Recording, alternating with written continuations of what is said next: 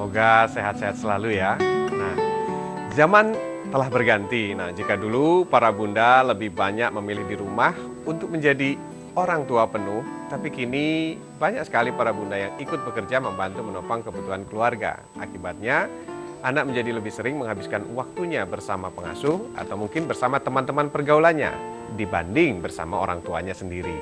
Ya, sahabat Motivator, bagaimana menyikapi kondisi ini? Saksikan Motivator malam ini bersama kami, Ayah Edi.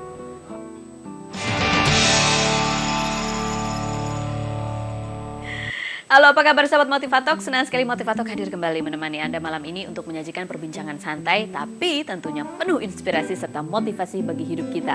Dan saya Feni Rose akan menemani Anda selama 1 jam ke depan. Hari ini kita akan membahas sebuah tema yang sangat penting terutama buat kita orang tua modern ya, yang dimana ayah ibu keduanya sama-sama bekerja. Bagaimana caranya sikap mendidik anak bagi orang tua yang bekerja. Kami juga mengundang Anda untuk bisa berpartisipasi dengan menghubungi kami di 0213922121. Bisa tanya langsung ke Ayah Edi atau bisa SMS ke 081213853339. Atau Anda juga bisa mengirimkan pertanyaan Anda melalui Facebook kami ataupun email kami di motivatoxindo.tv@yahoo.co.id, dan jangan lupa bisa lewat Twitter kami di @motivatok. Langsung saja kita bahas bersama Ayah Edi. Selamat malam Ayah. Selamat malam Feni, apa kabar? Ini tema saya yakin yang banyak sekali orang tua ingin tahu gitu ya. Indonesia banget gitu. Indonesia banget zaman sekarang, bahkan di mana-mana kebanyakan. Di seluruh dunia malah ya. Apalagi BBM baru naik ya Ayah ya. Iya betul. Jadi mau nggak mau ekonomi rumah tangga tuh harus ditopang oleh ayah dan ibu. Nah, Persis. tapi bagaimana cara mendidik anak yang tepat? Masalahnya apa sih biasanya ya? Masalahnya biasanya waktu ya. Berbagi waktunya yang sulit. Jadi sebagian besar itu berbicara tentang quality and quantity time. Ya. Lantas quality itu seperti apa, quantity itu seperti apa. Kemudian biasanya kalau dalam buku saya tulis ya, bahwa yang pertama harus kita garis bawahi, apapun kondisi kita sebagai orang tua bekerja, itu jangan pernah ada feel guilty. Oh, jangan pernah ada feel guilty. Jadi nggak apa-apa ya? Nggak apa-apa. Jadi harus bagaimana supaya menghilangkan feel guilty? Jadi begini, kita harus menyadari bahwa hidup nyata itu ya seperti ini. Oke. Ada yang jadi presenter, kemudian ada yang jadi reporter, kemudian ada yang jadi polisi, ada yang jadi ini dan sebagainya, ada yang jadi security, mungkin apapun.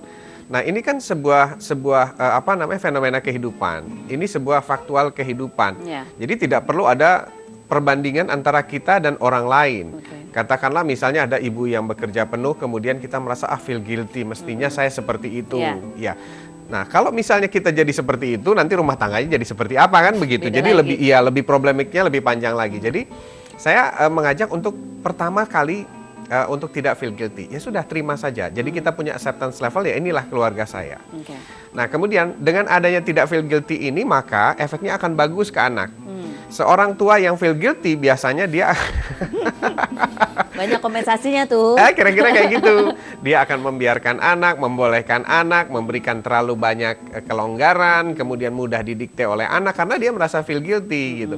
Nah, dengan hilangnya feel guilty ini, maka langkah pertama kita mulainya sudah bagus. Oke, jadi mindset dulu harus dirubah ya. Ya. Bahwa ya memang keadaannya bekerja. Udah. Ya, seperti Oke. ini begitu.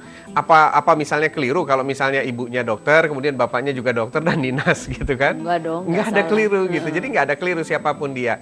Nah, justru setelah kita sadar bahwa oke, posisi keluarga kita seperti ini, maka yang pertama perlu kita lakukan adalah melibatkan anak terhadap kondisi kita, keadaan keluarga kita.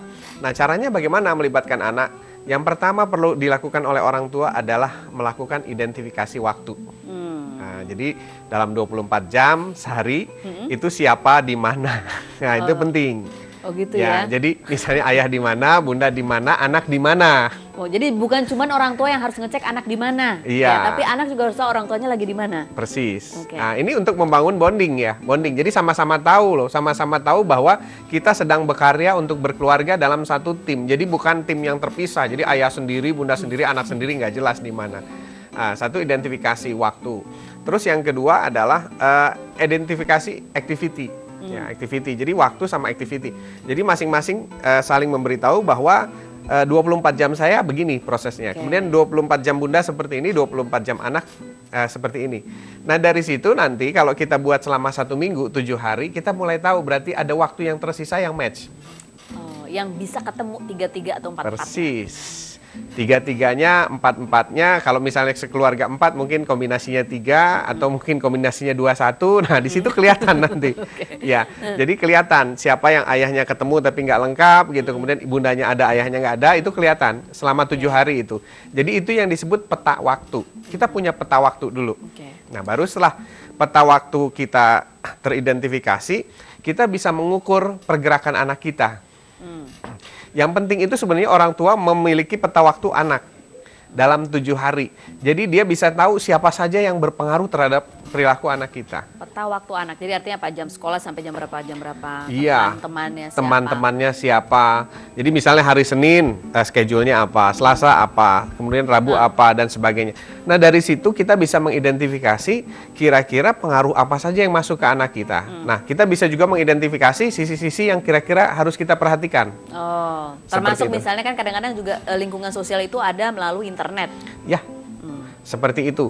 Jadi peta waktu itu penting. Nah, habis begitu baru kita diskusi di situ. Iya. Diskusi. Nah, kita jelasin pada anak, ternyata dari semua waktu yang kita punya waktu senggang atau waktu kosong kebersamaan hari ini jam sekian. Jadi Nah. bikin appointment ya sama Persis, keluarga. itu kata kuncinya, appointment. Appointment. Baik, jadi ternyata bisa kok ya memanage rumah tangga di mana kedua orang tua bekerja. Sebenarnya sama aja seperti kita berorganisasi gitu. Iya. Jadi tapi yang penting pertama adalah mindsetnya jangan merasa bersalah. Iya. Lalu bagaimana selanjutnya? Sejak umur berapa sih anak sudah bisa diberitahu atau diajak bekerja sama mengenai kondisi keluarganya? Kita akan bahas sesudah yang satu ini, tetaplah bersama kami di Motivator.